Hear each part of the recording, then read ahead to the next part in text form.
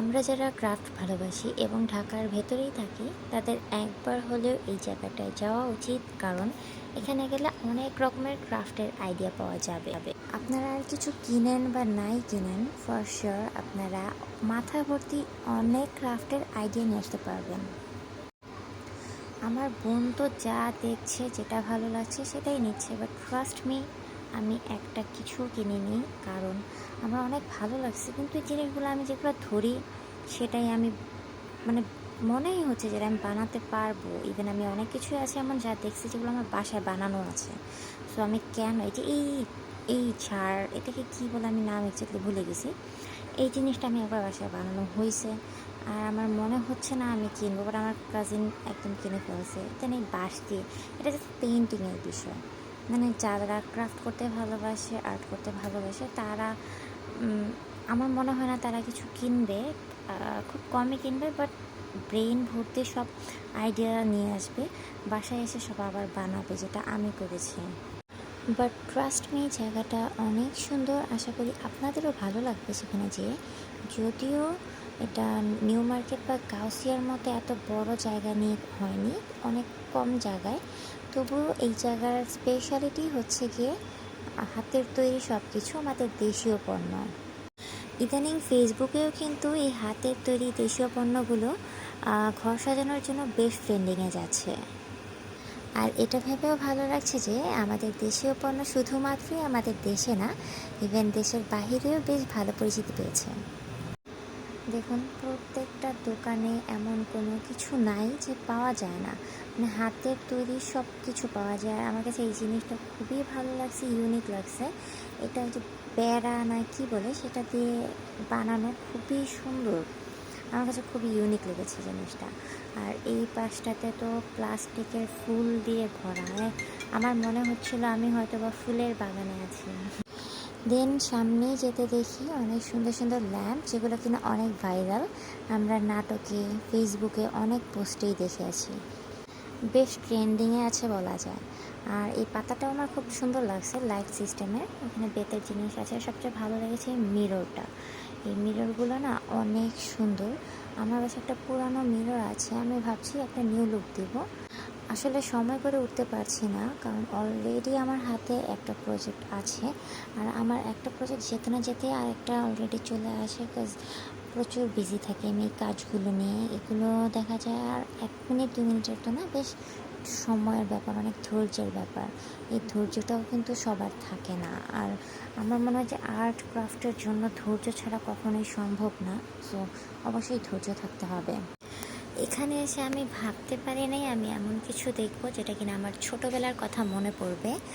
এই জিনিসটা আমাদের অনেকেরই ছোটোবেলার, কে কে বলতে পারবেন এটার নাম কি, বা কার কার ছোটোবেলায় এই জিনিসটা খেলেছেন, অবশ্যই কমেন্ট করে জানাবেন। এখনকার তো এই জেনারেশানে তো বলতে গেলে এই জিনিসটা চিনেই নেই, এমন অনেক কিছুই আছে যারা চিনেই না। তো দেখে খুব ভালো লাগলো, মানে ছোটোবেলার কথা মনে পড়ে গেল।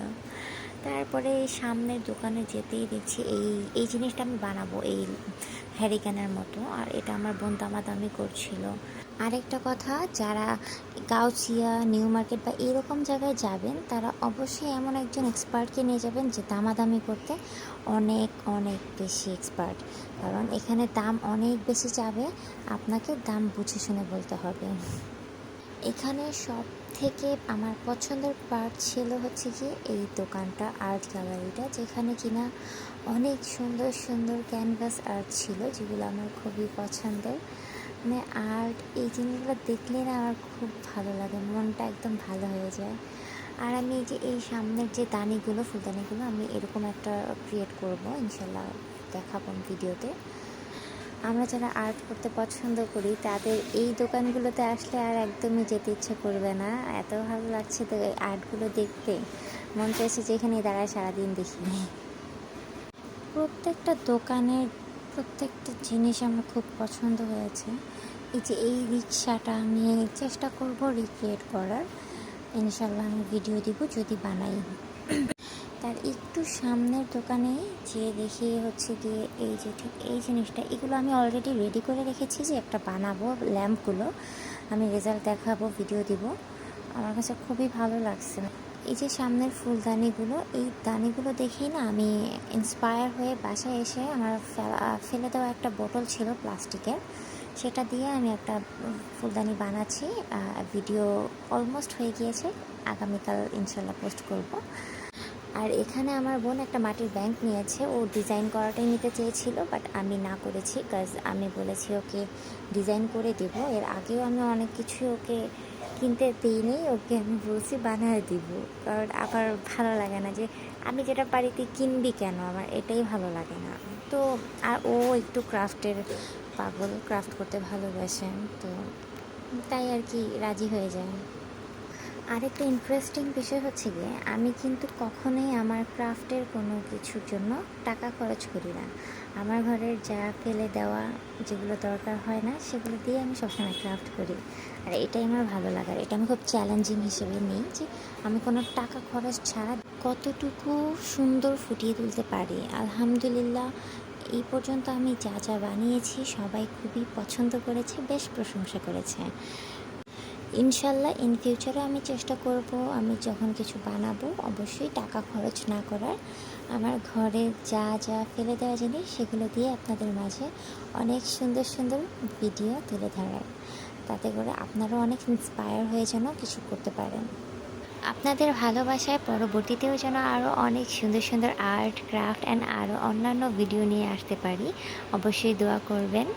আর হ্যাঁ, যারা এখনও আমার পেজে লাইক অ্যান্ড ফলো করেননি, আশা করি খুব তাড়াতাড়ি লাইক অ্যান্ড ফলো করে দিবেন, আর বেশি বেশি করে শেয়ার করে দিবেন, যেন অন্যরাও দেখে নিজেদের মনের ভেতরে লুকিয়ে থাকা সেই প্রতিভাগুলো এমন করে তুলে ধরতে পারে।